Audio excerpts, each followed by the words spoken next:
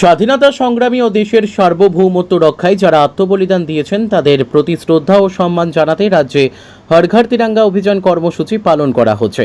প্রধানমন্ত্রী নরেন্দ্র মোদী 2022 সালে এই কর্মসূচির ঘোষণা করেছিলেন। আজ উমাকান্ত একাডেমি ইংরেজি মাধ্যম বিদ্যালয় প্রাঙ্গণে তিরঙ্গা র্যালির উদ্বোধন করে মুখ্যমন্ত্রী প্রফেসর ডক্টর মানিক সাহা এই কথা বলেন।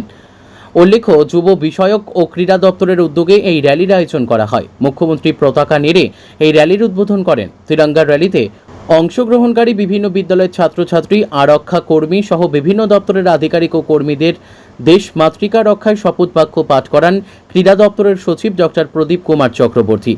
র্যালিটি উমাকান্ত একাডেমি প্রাঙ্গণ থেকে শুরু হয়ে শহরের বিভিন্ন স্থান পরিক্রমা করেন। তিরঙ্গা র্যালির উদ্বোধন করে মুখ্যমন্ত্রী বলেন, প্রধানমন্ত্রী নরেন্দ্র মোদীর আহ্বানে সাড়া দিয়ে সারা দেশের সাথে রাজ্যেও গত 2 বছর সফলভাবে হর ঘর তিরঙ্গা অভিযান কর্মসূচি পালন করা হয়েছে।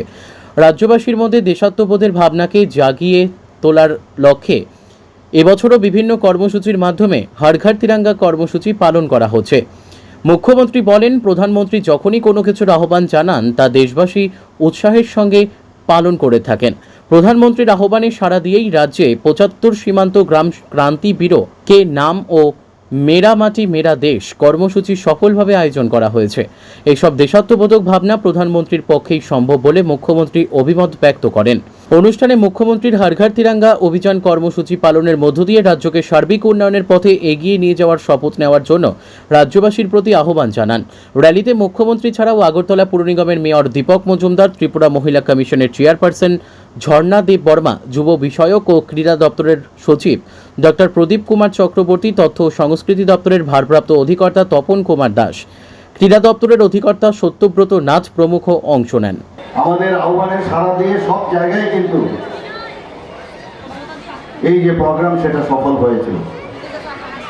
এবারও আমরা বিভিন্ন প্রোগ্রাম নিয়েছি। তো আগে আমাদের সেক্রেটারি মহোদয় এখানে ওনার বক্তব্যে বলেছেন যে আমরা বিভিন্ন প্রোগ্রাম এই হর ঘর তিরঙ্গাকে সামনে রেখে আমরা সেটা করছি। বিভিন্ন ডিস্ট্রিক্টে হচ্ছে, বিভিন্ন সাব ডিভিশনালে হচ্ছে, বিভিন্ন সমস্ত জায়গায় আমরা সেটা করছি। মাননীয় প্রধানমন্ত্রী যখনই যে আহ্বান করেন সাধারণ মানুষ কিন্তু সেটাকে পালন করেন এবং সেটাকে ফলোও করেন। আমরা দেখেছি 75 সীমান্ত গ্রাম ব্যুরো কা নাম, অর্থাৎ সেখানেও আমরা সেই প্রোগ্রাম আমরা এই দপ্তরের তরফ থেকে এবং সমাজের বিভিন্ন অংশের মানুষ তাদের সাহায্যের কারণে সেটাও কিন্তু সম্ভব হয়েছে। অর্থাৎ 75 বছর যখন পূর্ণ হলো তাকে সামনে রেখে এই যে বিভিন্ন জায়গায় আমরা এই প্রোগ্রাম করেছি।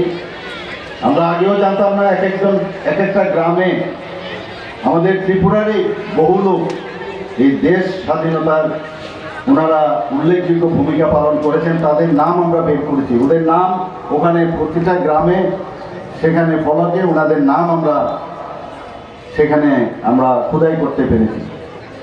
প্রধানমন্ত্রীজি কি বলেছেন, মেরে মাটি মেরা দেশ।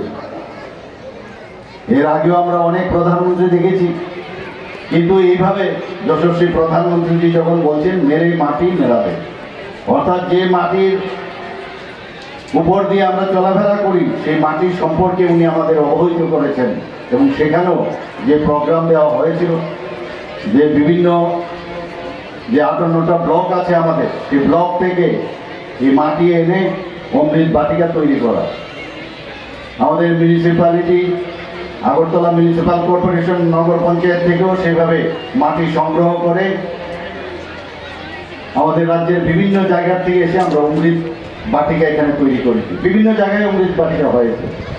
আর সেই অমৃত বাটিকার যে অমৃত কলস, সেই অমৃত কলস এখান থেকে আমাদের যুবক যুবতী ভাই বোনেরা সেটাকে নিয়ে দিল্লিতে গেছে, সেখানেও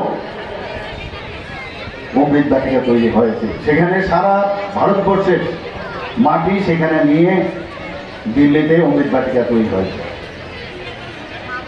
তো এই যে ভাবনা, সেটা একমাত্র প্রধানমন্ত্রীর পক্ষেই সেটা সম্ভব। এবং সেটা উনি যখন এই আহ্বান আমরা আমাদের সামনে রেখেছেন, আমরা সেটা পালন করেছি।